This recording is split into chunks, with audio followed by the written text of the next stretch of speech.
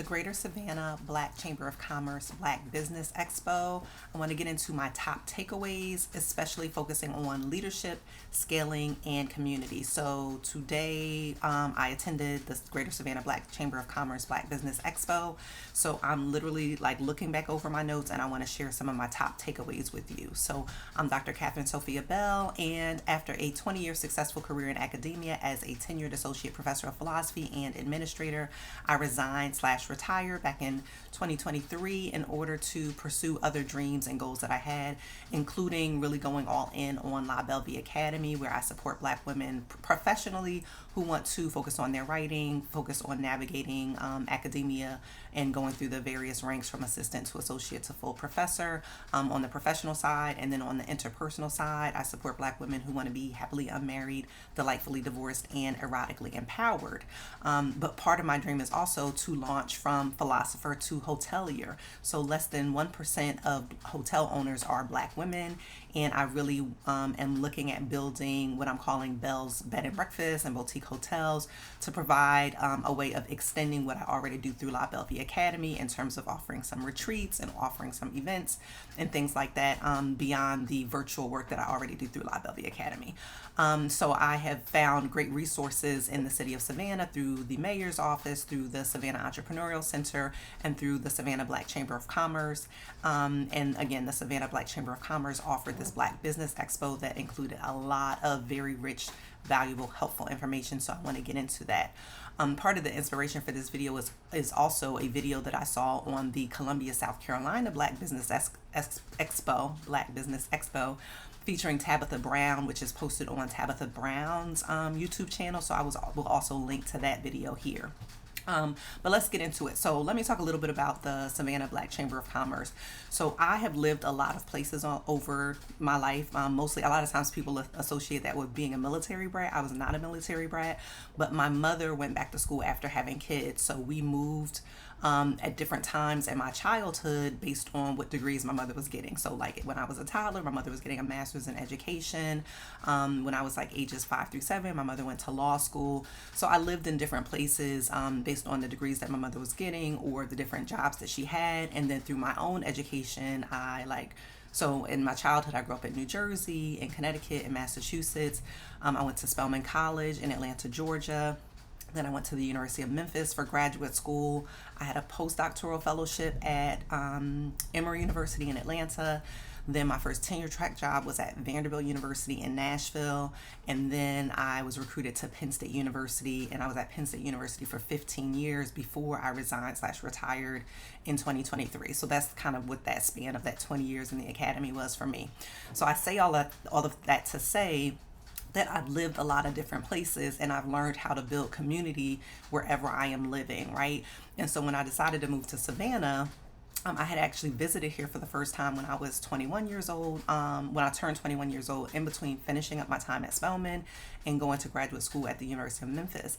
And when I visited Savannah, I thought to myself, it's so beautiful here. I would love to have like a bed and breakfast or a boutique hotel, but I was literally on my way to graduate school to get my PhD in philosophy. And again, I had that 20-year successful career in academia. So once I decided to walk away from that, I returned to Savannah in pursuit of this dream of the boutique hotel bed and breakfast, right? So that's what brought me back to Savannah. So because I know how to build community, I was very intentional in like reaching out to different people and spaces once I got here. And one of the first organizations that I looked up and reached out to was the Greater Savannah Black Chamber of Commerce. I also reached out to the Spelman Alumni Network and Association, which has also been very helpful for me building community in the city of Savannah. But let's focus on the Greater Savannah Black Chamber of Commerce. So I've attended several of their educational workshops. I've also attended several of their business mixers. I joined the organization, and it has been a great organization, again, both for just building community and meeting people, as well as learning more about building my business from Belle Vie Academy to Belle's Bed and Breakfast and Boutique Hotel, which is my enterprise that I'm in pursuit of at this point, right? So the first business expo, the inaugural Black Business Expo by the Greater Savannah Chamber of Commerce, was last year. I attended that one. There was also a lot of helpful information there. And this year was no different. A lot of value, a lot more attendees this time, but all great panelists with a lot of experience and expertise. So let me go ahead and get into just some of the insights that I got from the Black Business Expo today. And I'm literally reading from the notes that I took today. So I have literally my notes are right here, a couple pages of notes. It's like 3 pages. I have like 8 pages of notes, but I'm focusing on like the 3 pages that I think have the best highlights that will be valuable or helpful for you. Okay, so there was one panel on business leadership that I attended, and so here were some of the highlights in that one. So one had to do with consistency, and actually this was all of the things that I'm going to point out in terms of my top takeaways were pretty consistent across multiple panels, right? So this was a message that was reinforced by multiple people, which I also appreciated. So consistency was one of the points of emphasis. And the idea was that it's important to be consistent in whatever product you are offering. If you're offering products, it's important to be consistent in whatever service you're offering, if you're offering services. And it's important to be consistent in terms of the care you offer, like your customer service and your customer care, right? So I would love to hear from you if you are in business or thinking about starting a business. Would you focus on products? Would you focus on services? Some combination of the two. Again, I know for me with Belle Vie Writers, I have both products and services. So my services have to do with like coaching services and building community. My products are course suites that I offer. Right. So again, multiple people, multiple experts at the Black Business Expo focused on it's so important to be consistent in terms of your product, your service, and your customer care. They also talked about consistency in terms of any kind of marketing you're doing, whether it's social media marketing or other kinds of things. So just being consistent with whatever the thing is that you are doing. Okay, so another point of emphasis is having a standard operating procedure or having standard operating procedures or having systems in place. So a lot of times when we have a business, we're kind of doing things intuitively, or we might actually have a standard operating procedure, but it's something that's internal that we have not like written down or communicated to other people. So there was an emphasis on like actually building out your manual with your standard operating procedure so that that is not something that's only in your head, but something that you can communicate to other people when you're building your team. A lot of us are solopreneurs, but the idea is to get beyond solopreneurship and build out a team so that you can, your business can flourish and everything is not falling on you. But if you're going to build up a team, you need some standard operating procedures, again, so that whoever's on your team is consistent with the products, the service, the customer service, etc. Right? So again, the standard operating procedures helps with consistent service, helps with consistent training of your teammate members. And again, they just emphasize systems. It's important to set up systems. So this is something that was very helpful for me because for the most part, I am a solopreneur. And a lot of what I do is very intuitive and however the spirit leads me and guides me. But I do think I have an internal system in place. I just need to articulate and write down what those systems are, again, so that I can start training people as I start to hire people. So again, if you are an entrepreneur or if you have a side hustle that you would like to build into full-time entrepreneurship, I would love to hear what systems you already have in place, or if it's helpful to hear this nugget and this gem of encouragement of it's important to have systems in place and build a standard operating procedure and manual for your team. Another point of emphasis was funding and financing, right? And so they talked about how a lot of times if you are underrepresented in any way, or again, this was the Black Business Expo, we don't always have wealthy family members that can invest in our businesses. So a lot of times we are having to borrow money or take out debt in order to build and scale our businesses. So one of the resources that they mentioned for getting funding and financing for businesses was the Small Business Administration. And again, the city of Savannah offers a lot of workshops on that, as does the Greater Savannah Black Chamber of Commerce.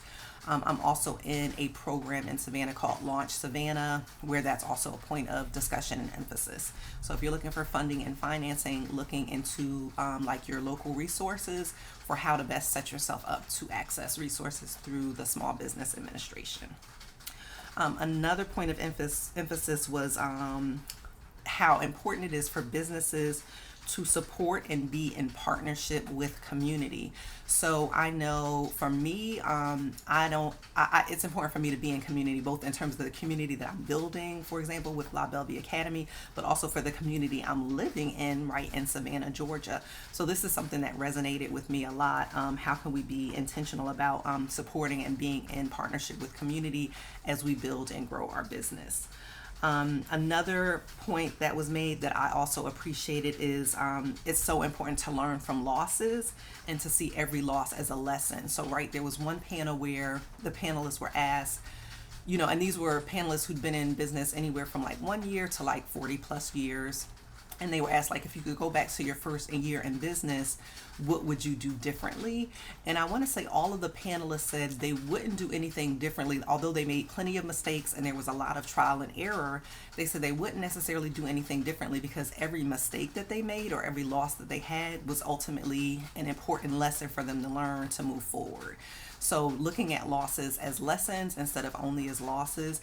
I found this interesting because I also like within La Belle Vie Academy, I have a high achievers course suite, and I actually just finished doing the a lesson on your fears and fear of failure, fear of success, perfectionism, quote unquote, imposter syndrome, and those kinds of things. And one of the things that I talked about in terms of fear of failure is, when you're expected to be perfect all the time, then there's a fear of making a mistake or failing at something. And I emphasize how it's important to fail faster and surrender to success in that course suite. So I felt like this message of learning from your losses and turning every loss into a lesson aligned nicely with what I was doing in my High Achievers course suite. So that also felt good. Okay, they also talked about the importance of like establishing like the ethos or the culture of your business. And again, this also went back to the conversation about consistency and the conversation about systems and having standard operating procedures, right? And so they were like, okay, you want to build a consistent business culture. You want everybody on your team to have to be on the same page and aligned with the business culture that you're trying to build. And this was also connected deeply with community, right? So how do you build the business that's, again, supporting and in partnership with community, but also how do you build the business, or why it's important to build a business where you're taking care of your team, right? So a lot of the panelists talked about the importance of paying their employees well, like paying a living wage and paying paying above what the minimum wage may be, so that they have a good working culture and business culture and community. They talked about bonuses. They talked about benefits and having paid time off. So this was all really helpful information, because I think sometimes when people are growing businesses, they may overlook the importance of like paying and treating your team well in order, like, you want to have an ethical business, both in terms of yourself, your employees, the business culture, again, and how you're in relationship with the community. So I love that these were all points of emphasis at this Savannah Black Business Expo. Okay, so next I'm going to get into some of the guidelines that were offered for expansion, growth, and scaling. So they said, capital is a major thing. Again, having the funding, having the financing. One person gave an example of, and actually several people had multiple types of businesses. So it was helpful to see people who it's not just one business that they're doing it, but they might be doing things that even seem in totally different lanes, and how they went about doing that. So I won't get into those specific businesses, but I will look at, I'm remembering, I don't have notes about this, but I remember one specific example where someone said, they started one business, and when they started that business, they actually needed to take out a loan against their retirement account in order to help secure the loan with the SBA, the Small Business Administration. But once that business got up and got going, then they were able to build enough capital so that when they started the second business, they still had to take out a loan, but it was less of a loan than with the first business because they already had more capital. And then by the time they started the third business, they were able to start the third business without taking out a loan because they built up enough capital from the first two businesses, right? So the recommendation here is not to necessarily have multiple businesses, but that was one example of how they were able to build capital in order to build the businesses that they wanted to have. Other guidelines included, again, the importance of hiring the right people, and I would connect this back to the previous point of like not only hiring the right people, but training them consistently and treating them well. They talked about the importance of proof of concept for your idea. So, if you have an idea that you don't have proof of concept where, that you actually have your business is meeting a need, then you need to go back to the drawing board. Like, make sure that you that your business is a solution to a problem. It's an answer to a need. So and the way that you're going about meeting that need is helpful.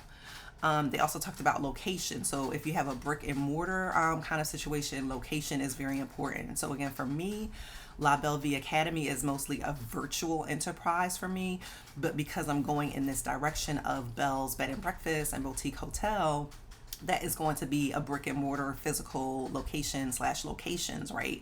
So it was good to hear this reminder of like location is important when you're talking about like a physical space.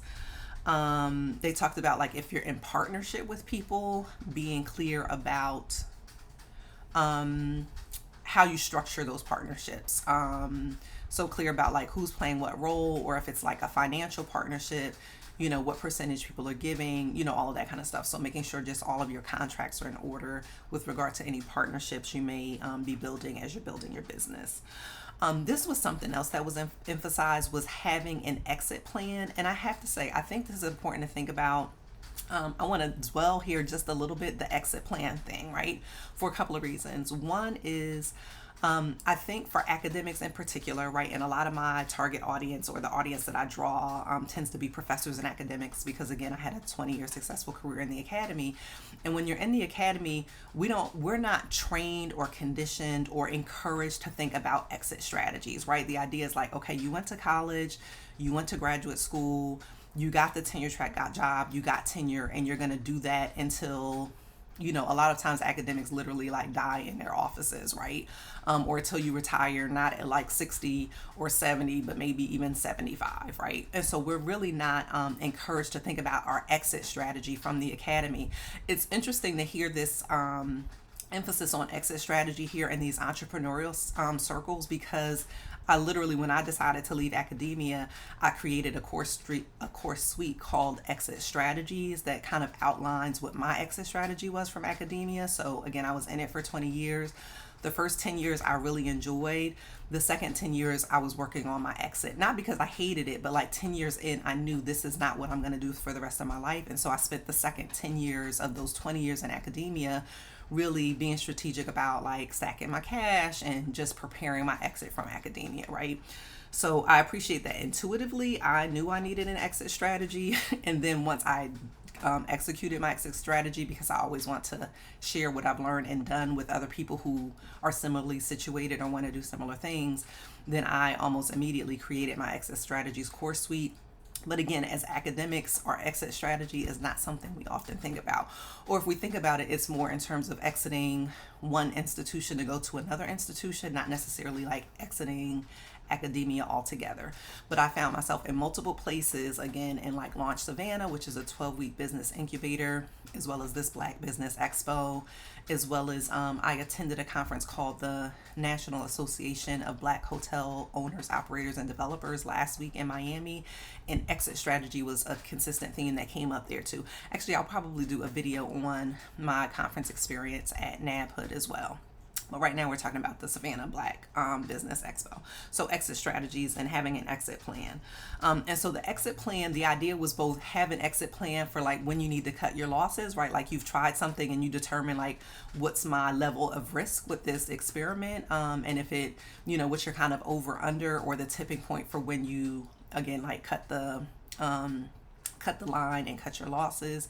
So that kind of exit strategy, but also like when you're building your business, what's your exit strategy? Are you trying to build a business that you want to pass down for generations, or are you trying to build a business that you want to sell? So again, just thinking about your exit strategies. But academics, I think are and I say we because I did it for 20 years, but we really are not encouraged to think about what our exit strategies are. So I appreciated that. And again, I love to hear in the comments, if you're an academic, do you think about your exit strategy? Have you been encouraged to think about exit strategies from mentors or whomever in your life? I'm curious about that. I know I wasn't encouraged to think about exit strategies, and most of the people that I'm in conversation with aren't encouraged to do that. I mean, I think because they work with me now in terms of coaching or through Belle Vie Academy, they're more attuned to this notion of an exit strategy, but it wasn't something that was like standard in terms of my own professional development when I was still a professor. Again, community kept coming back, the importance of being in community, and that your business is actually servicing a need. And then this was also very important. that stood out. And this was something that also came out of that NABHOOD conference that I attended, that I will do another video specifically on that conference. But they talked about how it's important to think about business models that do not require you being in the business, doing the day-to-day of that business in order for it to grow, right? And again, I think this is something to think about for solopreneurs, because if you're a solopreneur, then you are the business, right? And so you kind of have to be there day to day in order for that business to grow. So what does it look like to build a team if that's the direction that you want to go in? But even if you have a team, like, how do you build a business that, again, going back to that consistency and the standard operating procedures and the systems in place, what do you need to put in place so that you don't have to be there every single day for that business? So this was something that was said more generally at this Savannah Black Business Expo. But again, it's something that also came up at the NABHOOD conference, where they were talking about being a hotel owner does not have to be, on the one hand, there was messaging that, like, oh, if you own a hotel, then it's a 24 hours a day, 7 day a week kind of venture. That was like one end of the spectrum. But at the other end of the spectrum, there were people who were saying you can be a hotel owner and hire like a third party to manage the hotel. Like, hotels can be a more passive business and investment. So I think it's important to think about whatever your business idea or model is. Like, do you want something that requires you to be there day in and day out? Or do you want to create a model that does not require you to be there day in and day out, but you can still make sure that consistent products and services are being offered? So again, this was very helpful for me to think about, both on the Belle Vie Academy side of things with the coaching course suites and community that I'm building, as well as on the Belle's Boutique Hotels, bed and breakfast side of things. And again, I see those things interrelated, but visualizing and building and modeling, having a business structure that doesn't require me to be there 24 hours a day, 7 days a week. So this was super helpful information for me. And then they also talked about just a risk analysis, like, what is your risk tolerance? Are you a risk averse person? And how do you want to negotiate and manage that? So that was some of the guidelines for expansion, growth, and scaling. Let's see. Okay, so switching to a different session, I think this was for the panel on power and policy. So we were talking about, like, they were saying a lot of times business owners don't understand how much policies actually impact our business or our relationships to our communities and things like that. And so one of the panelists emphasized that, like, basically policies are the laws that govern how we do what we do. But he was like, basically, the policies are the rules of the game. So you need to understand the policy and understand the rules of the game so that you can govern yourself accordingly with how you're moving with your business, again, in relationship to community and things like that. And so one of the things that was emphasized in that power and policy panel was the importance of building relationships before you need something. So they were saying, a lot of times people will not reach out to you until they need something, and it's it can feel extractive. This is my language. They didn't use this language, but language I would use. It can feel extractive or exploitative when somebody's kind of been in your periphery a little bit, and the only time they show up or engage you is when they're asking you for something. And so they said it's important. And I think this goes back again to just building community more generally, but you should build relationships with people before you make an ask. And then they also said it's good to let your local and local and county and state officials know that you have a business, because a lot of times we assume that they know that, but they don't necessarily know that you have a business. So let your local officials know that you have a business and what that does, without saying and give me a contract, but just let them know that the business exists and what it does. So I found that to be helpful. I think for me, like, again, because I'm a member of the Greater Savannah Black Chamber of Commerce, I'm also a member of what I call a White Chamber of Commerce, the Greater Savannah or the Savannah Area Chamber of Commerce. So I'm registered as a business for both of those chambers of commerce, but I have not, and I participate in like the Mayor Small Business Conference and the Savannah Entrepreneurial Center, and now Launch Savannah. So I'm in all of these spaces, but I have never directly reached out to any local officials to say, hi, this is who I am, this is what I do. So this was helpful for me and something that I'm actually going to do. So again, let me know in the comments if this is something that is a standard operating procedure for you, something that you've already done, or if you're hearing this for the first time, is it something that you will do? Will you reach out to your local officials and just let them know, like, this is who I am, this is what my business is? So that was very helpful for me. Okay. Okay, I just have like maybe two more points here before I wrap up. So this was another point of emphasis, and I would say this relates a little bit to both the exit strategies as well as the point about business models that don't require you to be there like 24 hours a day, 7 days a week. So there was another panel, and now I don't remember what the name of that panel was, but it was the last panel of the day, where one of the panelists said, emphasized that it's important to know that success can also come with ease, right? Like it doesn't always have to be doom and gloom. It doesn't always have to be struggle and hustle and grind, right? So that doesn't mean we're not working. Like what we're doing is work, but it doesn't always have to be like super busy, burnt out, stressed out all the time. And so y'all know I am the goddess of good life choices, and I'm all about embracing ease. So for me, it was very refreshing to hear people, panelists at the Savannah Black Business Expo today, talk about taking an easeful approach to one's business that is not just about struggling and hustling and grinding. I very much appreciated that message. And then the last point I have here, and this has been raised somewhat before, is again, make sure that what you are doing and what you are offering actually meets a need, right? So what is the need? What is the problem in the world that you are offering a solution to? What need are you meeting through your business, right? So this was, again, sometimes I think we take for granted that it's obvious what the problem is and what the solution is or what the need is and how we're meeting that need. But it was helpful for me to be reminded, like, oh, you need to clearly communicate, like, what is the problem, what is the need, and how is what you offer offering a solution to that problem or meeting that need, right? So for me, for example, with Belle Vie Academy, with Belle Vie writers in particular, the need that I meet with that and the problem that Belle Vie Writers is a solution to is, if you're in the academic structure, whether you're at the graduate student level where you have to do your comprehensive exams and get your dissertation written, or you're at the assistant professor level where you need to publish in order to get tenure, or you're at the tenured associate professor level where you need to continue to publish in order to get full professor, or even if you're at the full professor level, but you still want to continue to write, but you no longer have that kind of promotion as the motivator for your writing. So I have people like across all of those categories in Belle Vie Writers. So part of the problem is like, you're invested in getting your writing done, but there's so much stuff that can be pulling on your time and your attention that's not focused on the writing. So what Belle Vie Writers offers is dedicated space and time for people to do their writing. So we have morning writing sessions that are like 2 hours. You don't have to be the whole 2 hours. You can hop on for 30 minutes or an hour or 90 minutes, however long you want of that time. But what Belle Vie Writers offers is like structured time and space and community to get together to get the writing done in order to advance writing projects, right? It also offers like consistency in terms of like, we're going to be there. I'm on there Mondays through Thursdays. I take Freedom Fridays. I take Fridays off, but the virtual space is still open on Fridays for people who want to meet up on Fridays, right? But there's dedicated space and time and community for people to show up and have that kind of built-in accountability and encouragement to get their writing done.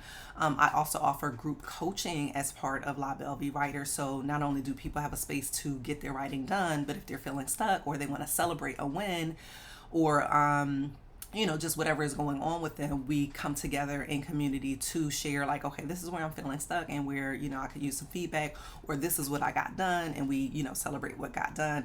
And again, because you have people across the spectrum from graduate student to assistant, associate, and full professor to people who are no longer in the academy but still get the academy like myself, it becomes a very rich space of like meeting the need of being in community, not feeling isolated, not feeling alienated, and not letting the writing fall through the cracks because you have so many other things in terms of teaching or service or family or whatever else may be pulling on your time, right?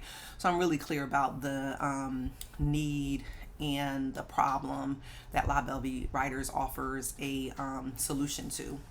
On the more interpersonal side with happily unmarried and erotic empowerment, there the issue is, I think so many times we're so socialized, especially Black women high achievers. We're so socialized and encouraged to not only have all of the degrees and have the best job, but also to be married, to have the children, like to do all the things. It's a trap, right? There's another panel that I'm not really going to get into that was at the Savannah Black Business Expo on, well, actually, I'll go ahead and get into it now that I've named it, but there was another panel on like women and work-life balance. Basically, that wasn't the exact title of it. And so I find that conversation frustrating. And this is not a critique of the Black Business Expo or of that panel in particular, but I think goes to the point that I was making about Black women being high achievers and being married and having families and all of these things.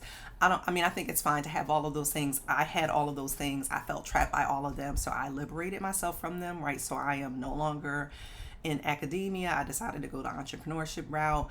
I am now happily unmarried and delightfully divorced, right? Motherhood is forever, so that's a thing that that I will continue to do for the rest of my life. But I really want to encourage people who either you have not been married and don't have kids and you don't want to, but you're getting all of this pressure that in order to be successful or whatever you need to be doing these things. I want to encourage you, if you're not yet married, if you're happily unmarried in terms of not being married yet, or you don't have children, you don't have to want that, right? Like, I really want to say it's okay to not want that, and you are not less successful or less of a woman or less of an anything if you choose to opt out of those things, right? Also, if you have opted into marriage and you are not happy and it is not aligned, I'm really here to give people that permission slip to go from being unhappily married to happily unmarried, right?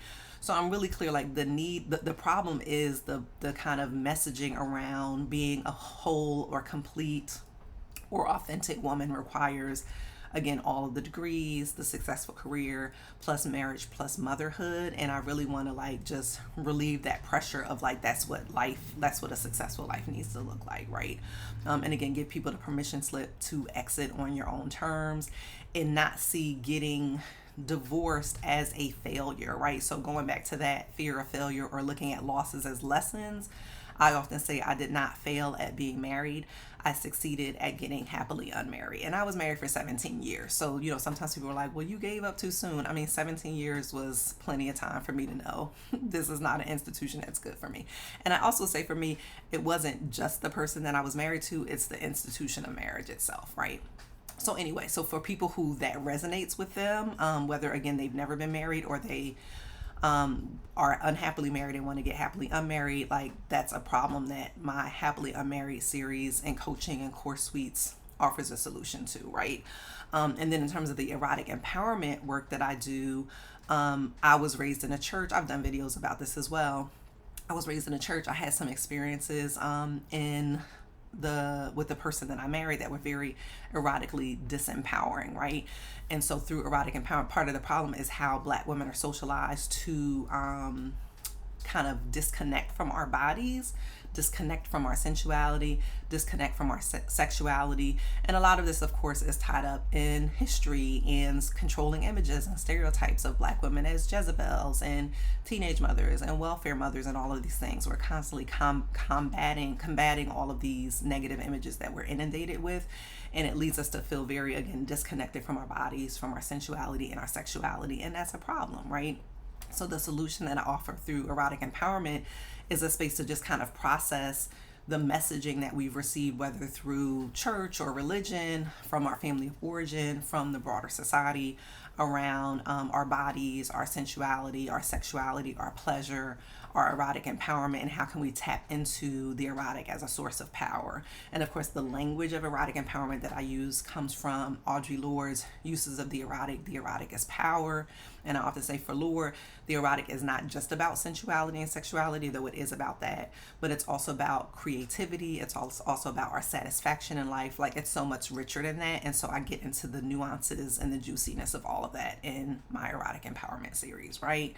And then, of course, with what I'm doing with Belle's Bed and Breakfast and Boutique Hotels, it's, again, providing a space. I enjoy doing the virtual work because it allows me to work with people locally, nationally, internationally. But I think there is something really special and sacred about like coming together in real life, in person, in community. And so I'm looking forward to that venture being something where I can really bring people together and have a space to offer retreats, whether it's reading retreats, writing retreats, resting retreats, happily unmarried retreats, erotic empowerment retreats, salons, speaker series, and things like that. So I'm excited about the possibilities of that physical space, and in the ways that offers the solution to the problem of, again, Virtual connection is great.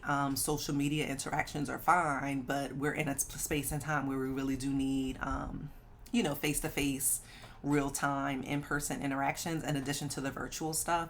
So I'm excited about that. I'm excited about the possibilities of that, and just the vision of it gets me excited. Okay, so those are basically, that's my overview of the Greater Savannah Black Chamber of Commerce Black Business Expo, with some examples of like how it resonated for me with what I'm doing with my own business visions and ventures. Again, I would love to hear from you what your takeaways were from some of these takeaways that I mentioned, like what resonated with you. Is there anything that you may have disagreed with, whether it was the points that were made that I shared from the speakers at the Savannah Black Business Expo, or even points that I made that you may have either agreed with strongly or disagreed with strongly. I'm happy to hear both.